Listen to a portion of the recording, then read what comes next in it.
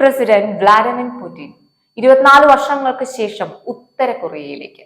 ഇത് തികച്ചും ഞെട്ടിപ്പിക്കുന്ന ഒരു വാർത്ത തന്നെയാണ്. കാരണം പുടിന്റെ ഈ ഒരു സന്ദർശനം നല്ലൊരു സൂചനയല്ല ലോകരാഷ്ട്രങ്ങൾക്ക് നൽകുന്നത്.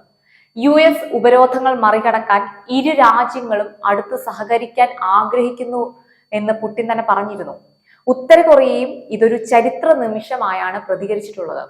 പുടിനും കിം ജോങ്ങും ഈ രണ്ട് തലകൾ മാത്രം മതി മൂന്നാം ലോക മഹായുദ്ധം പൊട്ടിപ്പുറപ്പെടുവിക്കാൻ. നീതി നടപ്പിലാക്കുക, അതുപോലെ തന്നെ രാജ്യങ്ങൾ തമ്മിലുള്ള പരസ്പര ബഹുമാനം, പരസ്പര താല്പര്യങ്ങൾ എന്നിവ അടിസ്ഥാനമാക്കിയുള്ള ഒരു ലോകത്തിനായിട്ട് താൻ ശ്രമിക്കുമ്പോൾ അതിന് തടസ്സം നിൽക്കുന്നത് പാശ്ചാത്യ രാജ്യങ്ങളാണെന്ന് ഉത്തര കൊറിയയിലേക്ക് യാത്ര തിരിക്കുന്നതിന് മുമ്പായിട്ട് പുടിൻ പറഞ്ഞിരുന്ന ഒരു കാര്യമാണ്. കിം ജോങ്ങിനെ സഖാവ് എന്നാണ് പുടിൻ അഭിസംബോധന ചെയ്തിരിക്കുന്നത്. അമേരിക്കയുടെ ഏകപക്ഷീയ തീരുമാനങ്ങളെ സംയുക്തമായിട്ട് നേരിടുമെന്ന് പുടിൻ പറഞ്ഞിട്ടുണ്ട്. 21ാം നൂറ്റാണ്ടിൽ ആണവായുധ പരീക്ഷണങ്ങൾ നടത്തിയ ഏക രാജ്യമാണ്, അല്ലെങ്കിൽ ഒരേ ഒരു രാജ്യമാണ് ഈ ഉത്തര കൊറിയ. ആ ഒരു ലക്ഷ്യം കണ്ടുകൊണ്ടാണ് ഇനി പുടിന്റെ സന്ദർശനം എന്ന് നമുക്ക് കണ്ടറിയണം. മൂന്നാം ലോക മഹായുദ്ധം ഉടനെ എന്നുള്ള ഒരു പ്രഖ്യാപനവുമായാണ് പുടിൻ വീണ്ടും അധികാരത്തിൽ വന്നത്.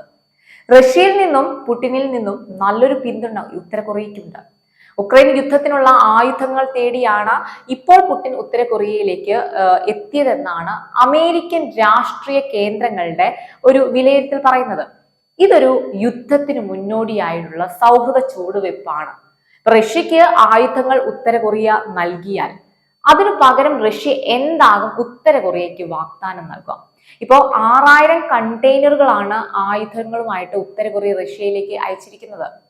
അതുപോലെ തന്നെ 3 മില്യൺ ഷെൽസും അതുപോലെ ഡസൻ കണക്കിന് ബാലിസ്റ്റർ മിസൈലുകളുമാണ് കൊടുത്തിട്ടുള്ളത്. ഇവരുടെ ഈ ഒരു കൂടിക്കാഴ്ച എല്ലാ ലോകരാഷ്ട്രങ്ങളും ഉറ്റുനോക്കുന്ന ഒരു ചോദ്യം തന്നെയാണ്. ആശങ്കയുടെ മുൾമുനയിൽ നിൽക്കുകയാണ് യഥാർത്ഥത്തിൽ ഈ പാശ്ചാത്യ രാജ്യങ്ങളെല്ലാം. ഇപ്പൊ ലോകരാഷ്ട്രങ്ങൾക്ക് ഏറ്റവും കൂടുതൽ വെല്ലുവിളികൾ ഉയർത്തുന്ന ഒരു രാജ്യം എന്ന് പറയുന്നത് നോർത്ത് കൊറിയയാണ്. ഉത്തര കൊറിയയും അവിടുത്തെ ഭരണാധികാരിയും ഭരണരീതിയും എന്നും മറ്റു രാജ്യങ്ങളുടെ പേടി സ്വപ്നം തന്നെയാണ്. ആ ഉത്തര കൊറിയയോടാണ് ഇപ്പൊ റഷ്യ അടുത്തിരിക്കുന്നത്. ഇവിടെ പുടിന്റെ ഉദ്ദേശം ചൈനയും റഷ്യയും നമുക്കറിയാം തമ്മിൽ നല്ലൊരു ബന്ധം ഉണ്ടാക്കിയിട്ടുണ്ട്. അതുപോലെ തന്നെയാണ് നോർത്ത് കൊറിയയുമായിട്ട് ഉള്ള ബന്ധവും. ഒരു ട്രയാങ്കിൾ റിലേഷൻ ഈ രാജ്യങ്ങൾ മൂന്നും തമ്മിലുണ്ട്. അത് ലോകരാഷ്ട്രങ്ങൾക്ക് വൻ ഭീഷണി തന്നെയാണ്. റഷ്യ ഉത്തര കൊറിയ കൂടിക്കാഴ്ച ഇനി എന്തൊക്കെ കോലാഹലങ്ങൾ സൃഷ്ടിക്കുമെന്ന് വരും നാളുകളിൽ നമുക്ക് മനസ്സിലാക്കാൻ സാധിക്കും.